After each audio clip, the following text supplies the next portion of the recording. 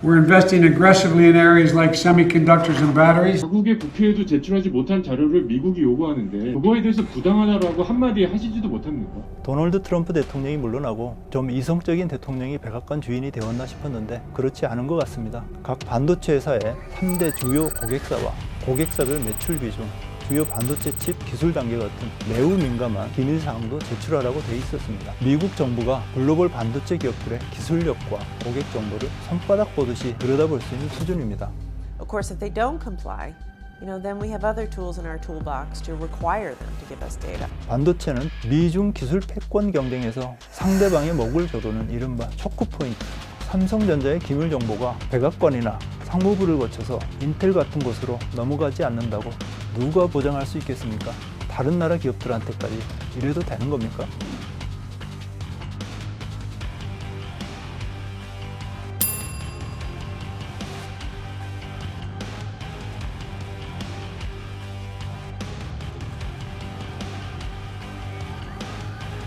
미국 상무부가 삼성전자와 SK하이닉스에 민감한 영업기밀까지 제출하라고 요구해 파문이 일고 있습니다.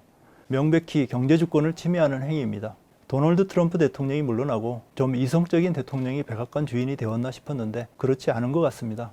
바이든판 일방주의라는 비판까지 나옵니다. 미국이 왜 동맹국들에 이런 무리수를 두는 걸까요? 오늘 논설에서는 그 속셈을 파헤쳐 보겠습니다. 백악관은 9월 23일 반도체 대책회의를 열었습니다. 이 회의에는 글로벌 반도체 자동차 회사의 대표들도 참석했습니다. 올해 4월 바이든 대통령이 소집한 대책회의 이후 세 번째입니다. And there's no reason why Americans should wait. We're investing aggressively in areas like semiconductors and batteries. That's what they're doing and others. So must we. 삼성전자도 세 번이나 호출당했습니다. 9월 23일 회의가 끝나고 미국의 기업들의 반도체 재고와 판매 현황을 파악한다는 보도가 나왔습니다. 차량용 반도체 공급이 부족해 자동차 생산이 차질을 빚고 있다는 게 그 명분이었습니다. 그런데 그 다음날 미국의 기업들의 요구한 구체적인 내용이 공개됐습니다. 상무부가 요구사항을 관보에 게재했기 때문입니다. 그 내용을 보고 경악했습니다. 단순히 반도체 수급 현황을 파악하는 수준이 아니었습니다. 각 반도체 회사의 3대 주요 고객사와 고객사별 매출 비중, 주요 반도체 칩 기술 단계 같은 매우 민감한 기밀 사항도 제출하라고 돼 있었습니다. 최대 판매 제품의 생산 소요 기간, 생산 시설 확충 계획도 목록에 들어 있습니다. 요구 사항이 무려 20여 개 항목에 달합니다. 미국 정부가 글로벌 반도체 기업들의 기술력과 고객 정보를 손바닥 보듯이 들여다볼 수 있는 수준입니다. 제출 마감 시한은 11월 8일입니다.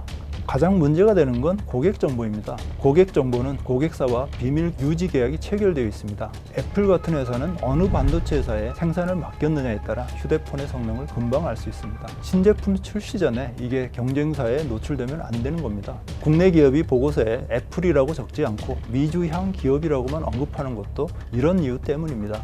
미주에 있는 기업으로 간다는 애매모호한 표현으로 정보 노출을 막는 겁니다. 이런 중요한 고객 정보를 내놓으라니 황당하기만 합니다. 미국은 말로는 어디까지나 자발적인 제출이라고 합니다. 그런데 비협조 기업들은 강제로 수집할 수 있는 수단이 있다는 협박까지 합니다. So we'll be talking to dozens of these companies and urging them to comply. Of course, if they don't comply, then we have other tools in our toolbox to require them to give us data. I hope we don't get there, but if we have to, we will. 1950년대 만들어진 국방물자 생산법을 동원하겠다는 겁니다. 이 법은 미국 대통령 직권으로 특정 물품의 생산을 관리할 수 있게 하는 조항을 포함하고 있습니다.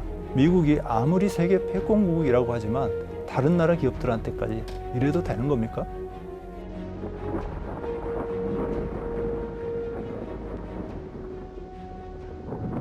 미국이 왜 이런 부당하고도 무리한 요구를 하는지 살펴보겠습니다. 가장 큰 배경은 미중 간 패권 경쟁입니다. 두 나라는 몇 년 전부터 사활을 건 패권 경쟁에 돌입한 상태입니다. 첨단 기술을 둘러싼 경쟁이 핵심입니다.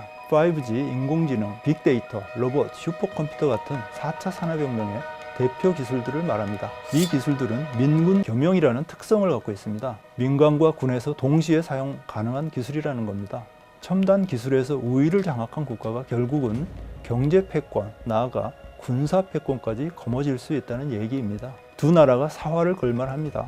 그런데 첨단 기술 경쟁에서 가장 큰 관건은 반도체 기술력입니다.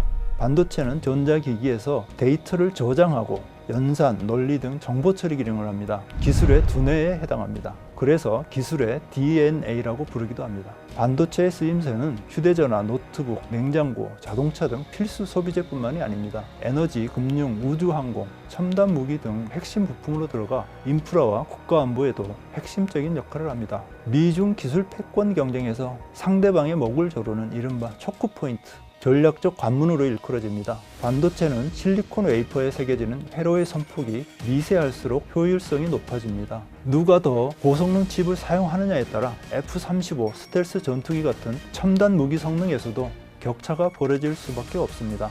중국은 2015년부터 반도체 자력 갱생에 나섰습니다.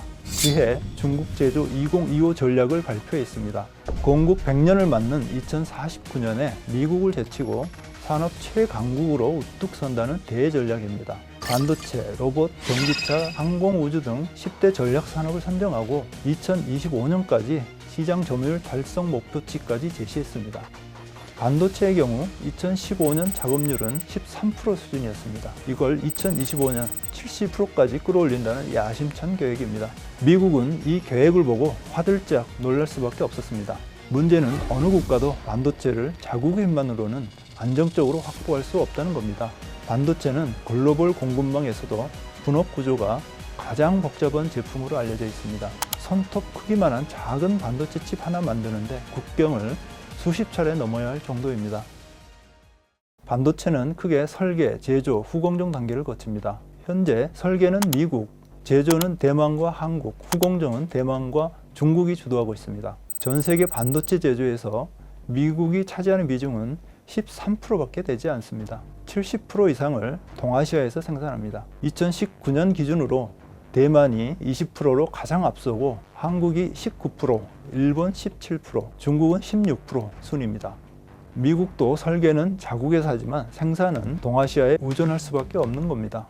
그 중에서도 특히 중요한 것이 한국과 대만입니다. 세계 최대 반도체 설계사인 미국 인텔도 생산은 대부분 대만에 맡깁니다. 대만에는 세계 파운드리 업계 1위 TSMC라는 회사가 있습니다. 파운드리는 설계 회사에서 도면을 받아 반도체 칩을 위탁 생산만 하는 곳을 말합니다. 대만의 세계 파운드리 시장 점유율은 무려 63%에 달합니다. 한국은 메모리 반도체의 강자입니다. 메모리 반도체 세계 생산의 44%를 차지하고 있습니다. 반도체는 저장 기능을 담당하는 메모리 반도체와 연산 논리 기능을 담당하는 시스템 반도체로 나뉩니다. 어느 하나도 없으면 완성품이 될 수 없습니다. 우리나라는 반도체에 관한 한 그 어느 나라에도 당당하게 얘기할 수 있는 위치에 있다는 얘기입니다. 대만과 한국에서 생산 차질이 빚어지면 세계 반도체 생산에 문제가 발생할 수밖에 없습니다. 더 나아가 반도체를 원재료로 사용하는 모든 산업이 영향을 받습니다. 미국이 가장 신경을 곤두세우는 곳은 대만입니다. 중국은 건국 때부터 이른바 하나의 중국 정책을 견지하고 있습니다. 대만은 어디까지나 중국의 영토라는 주장입니다. 중국이 만에 하나 대만 흡수 통일에 나선다면 어떻게 될까요? 대만에서 반도체 공급을 받지 못하게 된다면 미국의 산업 생산은 마비 상태에 빠질 겁니다. 9.11 사태는 물론이고 2008년 글로벌 금융위기 때보다도 더 심각한 상황이 벌어질 수 있다는 얘기입니다. 미국은 이런 지정학적 불확실성을 고려해서 반도체 공급망 재편에 나서고 있습니다. 현재 반도체 본업 구조의 판을 근본적으로 바꾸겠다는 겁니다. 바이든 행정부는 올해 6월 반도체 공급망 재편 보고서를 공개했습니다. 글로벌 공급망에서 중국을 점차 배제하고 미국 내에 일관 생산 체제를 구축한다는 게 목표입니다. 이를 위해 대규모 연구개발 투자, 미국 내 제조 기반 확충, 동맹국과 협력 강화, 대중국 제재 강화 등의 방안을 제시했습니다. 저는 미국 내 일관 생산 체제 구축 목표에 주목합니다. 지금 구조에서는 어느 나라도 반도체 설계에서부터 제조, 후공정까지 전 과정을 자체적으로 완성하기 어렵습니다. 그런데 미국은 이걸 하겠다는 겁니다. 미국 내에 반도체 제조 기반을 확충함으로써 안정적인 반도체 공급선을 확보하고 일자리까지 늘리는 일석이조 효과를 노리는 겁니다. 앞으로 수십 년간 지속될 중국과의 패권 경쟁에서 우위를 점하겠다는 계산도 깔려 있습니다. 이를 위해 미국은 미국 반도체 회사들의 엄청난 규모의 세제 혜택과 보조금을 지급할 계획입니다. 동아시아 국가들도 반도체 회사들의 특혜를 제공하고 있다면서 미국도 그렇게 하겠다는 겁니다. 인텔도 적극적입니다. 인텔 CEO 팻 갤싱어는 어디에서 석유가 나올지는 신이 결정했다면 우리는 반도체 제조 공장을 어디에 둘지 결정할 수 있다. 인텔은 지난달 미국 애리조나주에서 반도체 제조 공장 착공식을 했습니다. 200억 달러, 우리 돈으로 약 22조 원을 투입할 예정입니다. 이게 완성되면 상당 물량을 대만 TSMC에 생산 위탁을 주지 않아도 될 겁니다. 다시 미국이 삼성전자에 영업 기밀을 요구한 속셈이 뭐냐는 질문으로 돌아가 보겠습니다.